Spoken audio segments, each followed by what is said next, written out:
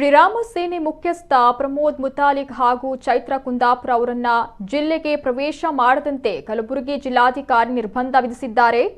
ಇದರ ಜೊತೆಗೆ ಶ್ರೀರಾಮ ಸೇನೆ ರಾಜ್ಯ ಘಟಕದ ಅಧ್ಯಕ್ಷ ಸಿದ್ದಲಿಂಗ ಸ್ವಾಮೀಜಿಗೆ ಫೆಬ್ರವರಿ 27ರಿಂದ ಅಂದರೆ ನಿನ್ನೆಯಿಂದ ಮಾರ್ಚ್ 3ರವರೆಗೆ ಆಳಂದ ತಾಲೂಕು ಪ್ರವೇಶಿಸದಂತೆ ನಿರ್ಬಂಧವನ್ನು ವಿಧಿಸಲಾಗಿದೆ.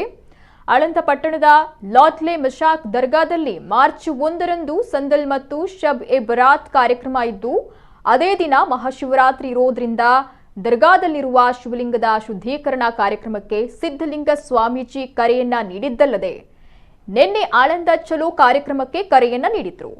ಆದ್ರಿಂದ ಪಟ್ಟಣದಲ್ಲಿ ಶಾಂತಿ ಸುವ್ಯವಸ್ಥೆ ಮತ್ತು ಕೋಮು ಸೌಹಾರ್ದತೆಗೆ ಧಕ್ಕೆ ಉಂಟಾಗುವ ಸಾಧ್ಯತೆ ಇದೆ ಅಂತ ಜಿಲ್ಲಾ ಪೊಲೀಸ್ ವರಿಷ್ಠಾಧಿಕಾರಿ ಇಶಾ ಪಂತ್ ಅವರು ಜಿಲ್ಲಾಧಿಕಾರಿ ಅವರಿಗೆ ವರದಿಯನ್ನ ನೀಡುತ್ತಾರೆ. ಹೀಗಾಗಿ ಕಾನೂನು ಸುವ್ಯವಸ್ಥೆ ಮತ್ತು ಶಾಂತಿ ಕಾಪಾಡುವ ನಿಟ್ಟಿನಲ್ಲಿ ನಿನ್ನೆಯಿಂದ ಮಾರ್ಚ್ 3ರವರೆಗೆ ಹಲವರ ಮೇಲೆ ನಿರ್ಬಂಧವನ್ನ ವಿಧಿಸಲಾಗಿದೆ ಅಂತ ಹೇಳಲಾಗ್ತಿದೆ.